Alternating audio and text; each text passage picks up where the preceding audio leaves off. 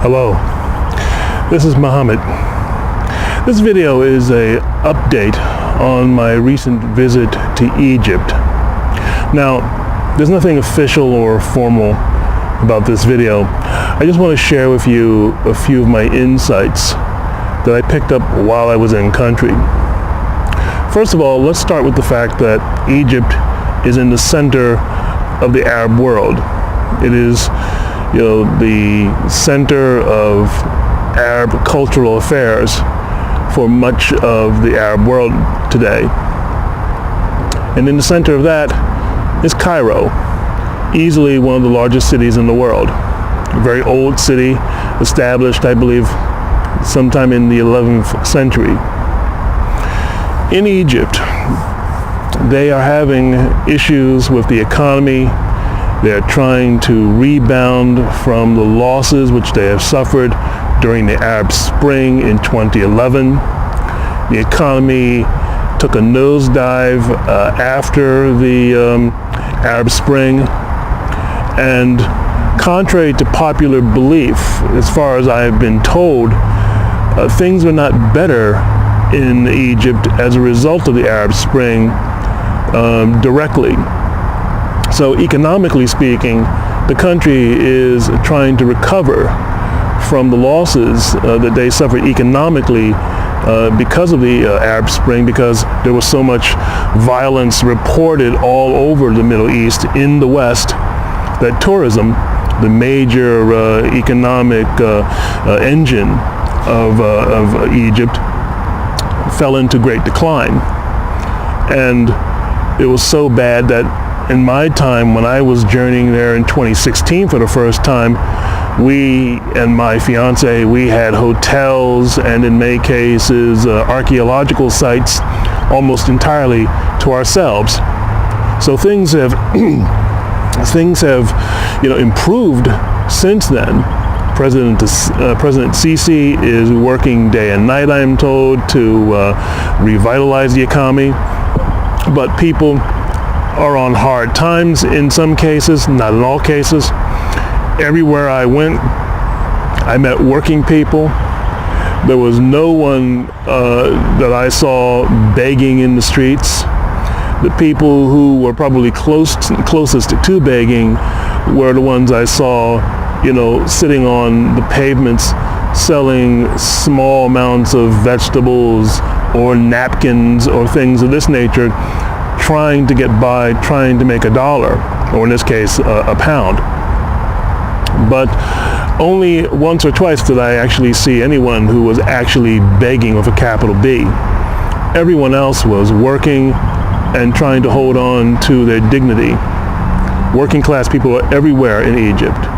They're tilling fields, they're running shops, they're working in markets and corporations and in the government. But one of the things that I noticed most importantly about Egypt, not just the way people behave in the traffic, is the way I was treated. Now, I was a tourist, to be fair, so maybe I was treated better than most. But during the time that I was in the country, 3 weeks, we must have gone through 50 checkpoints. That doesn't include the ones we went through at the airport, the train stations, the museums. Everywhere I went, there were men with automatic weapons. But I felt safer in the streets of Aswan and the streets of Cairo than I did and still do in the streets of America. Whereas we would go to a checkpoint, there'd be men with automatic weapons and flak vests and even armor. No one mistreated me. No one looked down on me. No one sneered at me. No one made fun of me or asked me a stupid question. I was treated with respect, something you just don't see that often in the United States. Every week there's a story, as you well know, being arrested while black, being arrested while sitting at Starbucks, being harassed while jaywalking. You name it, it's happened. You just don't see these things happen in Egypt. And I was there for almost a month on my last trip, and I saw nothing of the sort. One thing I did know is that while I was there, I noticed that the people, despite their economic difficulties, were very generous, very open-minded, very pleasant. And wherever you went, you saw this. People were fair and decent and treated you with an even hand. I never went anywhere where I didn't feel welcome. You know, if I went into a coffee shop or a candy store or any place else you can think of, you know, I was always treated with a smile, and I was treated fairly and pleasantly. One thing that you're going to come across when you go to Egypt is the way people behave in traffic, for example. In America, you'll find people walking across the street and not even looking in the direction of the traffic. In which case, if they were in Cairo, they get run over. In Cairo, for example, the traffic and the people are pretty much fluid. They almost share the streets in major areas of older Cairo. The traffic in other parts of Cairo, like Nasser City, which is a much newer part of greater Cairo, the traffic is not unlike you would see in New York or Chicago or Los Angeles or Philadelphia. It's very orderly, and it looks just like the traffic you would see in any American city where everyone's staying in the lanes. In older parts of Cairo, it's a different matter. People float through the traffic, and the traffic doesn't always stop, and people are very on point, very aware of what they're doing. They're in the moment. Something you don't see in America too often, because you see a lot of people staring into their phones walking across streets. You don't see that in the cities I've been in Egypt. Everyone is conscious of what they're doing and where they're going and where they are. You have to be, because the traffic attitudes of ordinary citizens and drivers is not what Westerners are used to. So if you go to Cairo, remember that if you're going to be in, say, the older parts of the city, for example, or any part of the city, be mindful of where you are and where you're going. Watch how the locals negotiate traffic, because, you're taking your life into your hands. Everyone doesn't drive the same way that they drive in America, in New York or Baltimore or something.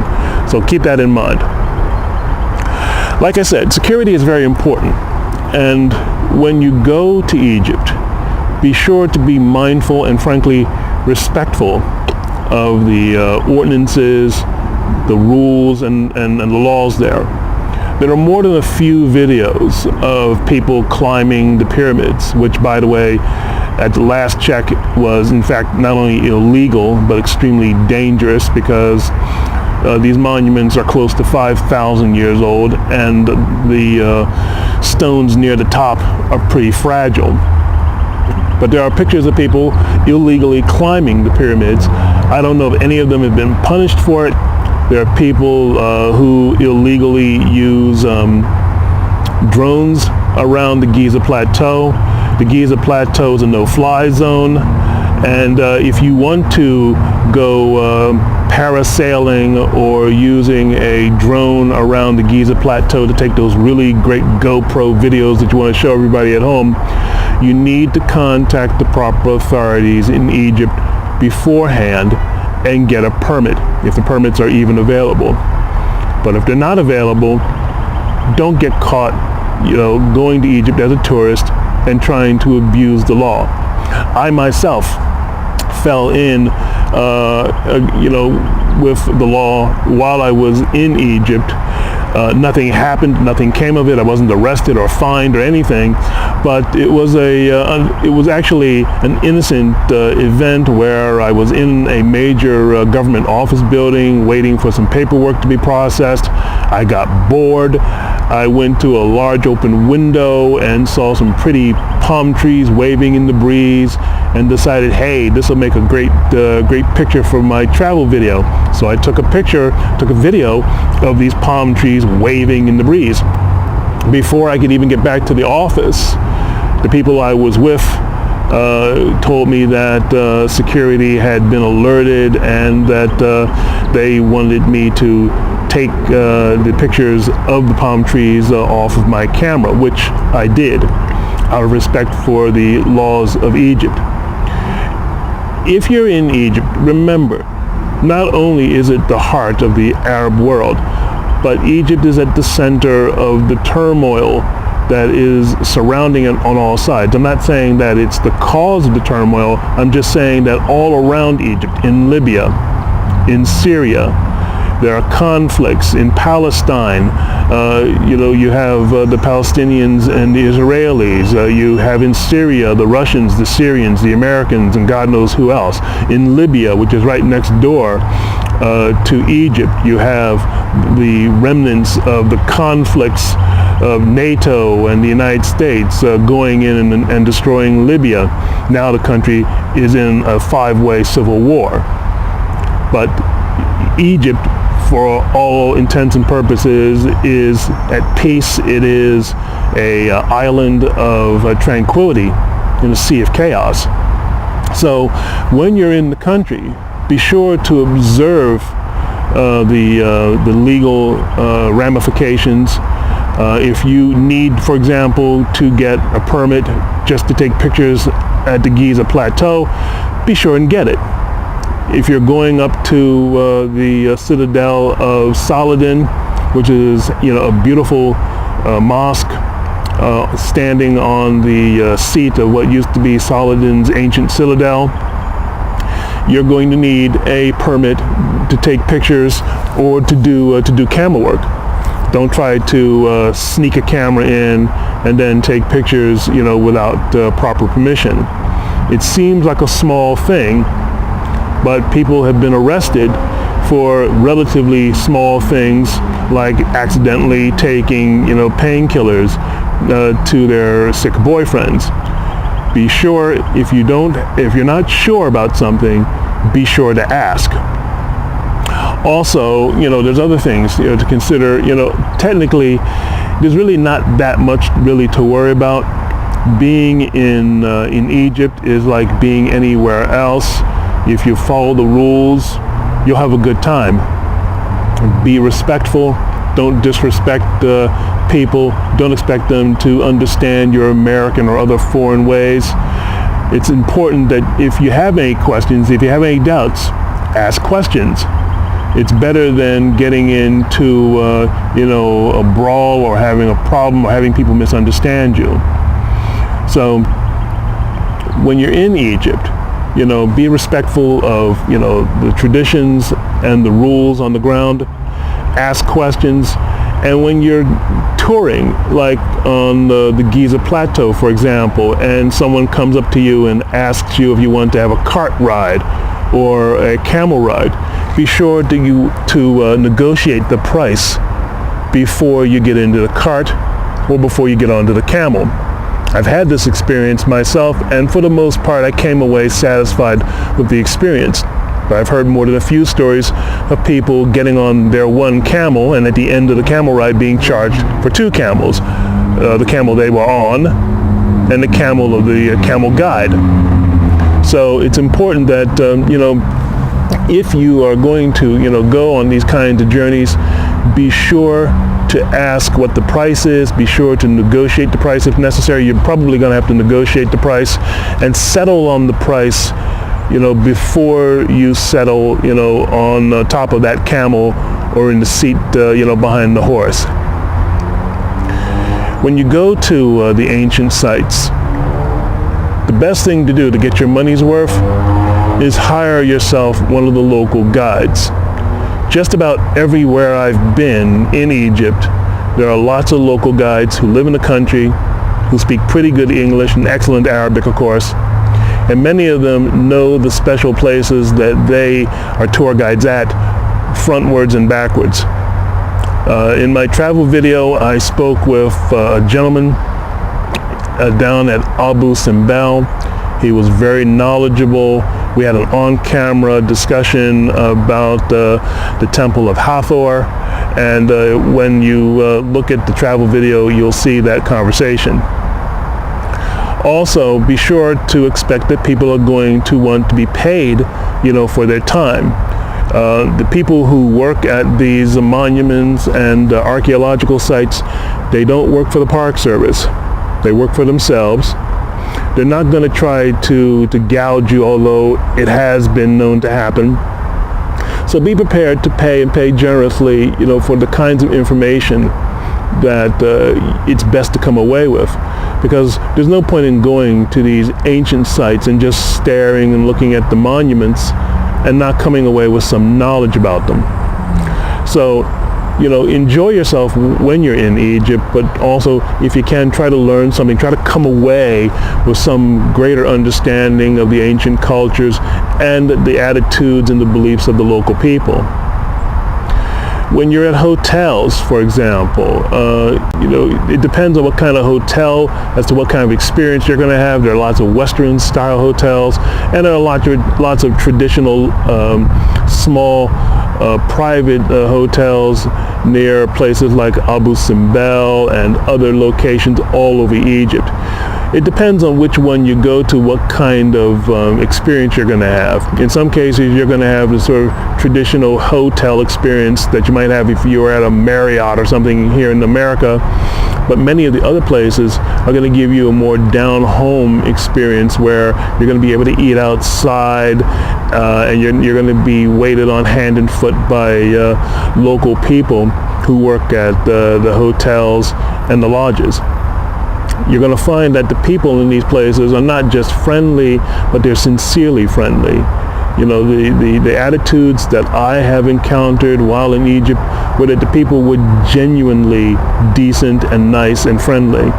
So you're going to find that you're going to go to these places, and instead of just being there and being like a tourist, you're going to be able to talk and converse and really get to know people. And the best time that you're going to have is if you really get to know people and and talk to them and sort of engage with the people that you're going to be with. In some cases, like when we were at Siwa, we were there for 3 days. The cook turned out to be a very interesting individual. We met people from all over the world. We had a good time. The food was magnificent. The scenery was glorious. And the peace and quiet was to die for.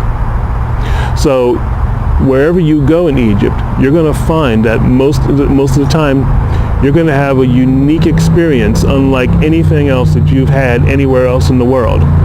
Even if you've been all over the world, if you go to any of the places, any of the hotels, resorts, lodges, hostels in Egypt, you're going to have a very different experience. You're going to meet lots of interesting people. You're going to have all kinds of interesting and different foods. You're going to meet people who are sincerely interested in talking to you. And yes, you're going to meet people who just want to sell you things. But, you keep your cool, be respectful, and enjoy the time that you're there. Don't get into arguments or fights with people. It isn't worth it. Most of the people there are just trying to make a living, and they're not trying to hurt anybody, and most of them are not trying to shaft anybody or jilt anybody, although again it does happen. So the best thing to do is, if you are in a situation where you think someone is trying to cheat you, for example, say you want to buy a book or something at a bazaar or a piece of statuary, and they say something like, well, I'll give you a special price because you're a good American brother or something like that. I'd be a little wary of that. And if you have people that you're with, particularly local guides or relatives, if you have relatives in the country, call them over. Ask them, what do you think of the price that this person, this man or woman, is offering for this particular object, this purse, this necklace, this wall hanging? And if they tell you that the price is a little too steep, then maybe now's a good time for you to renegotiate the price for the item in question. Taxis. Now this is very interesting. There's a wide array of taxis in Egypt that I saw. Some of them are brand spanking new. Others were 25, even 30 years old. One green car that I got into, I won't say what model it was, but it had to be at least 35 or 40 years old. And this is very common because you have a lot of people who are trying to survive because of the economic issues. And while the economy is on the mend, people are having difficulties, in some cases making ends meet, and people are finding novel ways to make ends meet. Some of them are renting out their cars, not unlike Uber drivers in the United States, except that there's no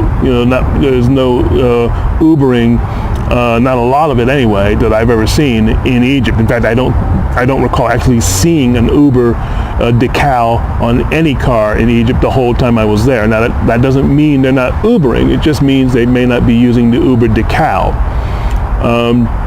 But back to taxis though. If you're in the country and you want to wave for a taxi, you don't wave for a taxi like this. You sort of hold out your hand and sort of just wave, like you're extending a hand to shake someone's hand. And you stand on the curb and you sort of put your hand out and sort of wave as if to gesture for a cab to sort of pull up. Many of the cabs that I got into were much older, and they probably have very poor emissions controls, which probably explains some of why Cairo, even the Giza Plateau, had a lot of smog over it most of the time I was there. Not enough to obscure the pyramids, mind you, but certainly enough to be visible with the naked eye. But if you're going to get into a cab, be advised, some of the cabs are much older. Some of them are about 20 or 25 years older. Some of them have, terrible interiors. They look like they've been, ripped apart by years of use. And many of the cars are just being driven into the ground. My point is that you may not find any seat belts in the back of some of these older vehicles. So my warning to you is that if you're going to hail a cab, try and hail a cab that's a more recent design, at least 5 or 10 years old, and that way you're likely to find one that's a little safer and that has some seat belts in the back seat. I don't mind, roughing it once in a while, having an adventure, but I'm pretty old school. I like to be safe. If you have any questions about this or any of the comments that I've made, let me know. My email address is right there on the screen. And please be sure to look out for the coming editions of the video series for our travel to Egypt, an African Adventure, Egypt Part 2. Also, check out the link to the Exodus Film Project, which I'm working on, trying to raise awareness and trying to raise money to make a 3-film series about how you can go back and live in an African country. I'm Mohammed Bey. Thank you for watching, and take care.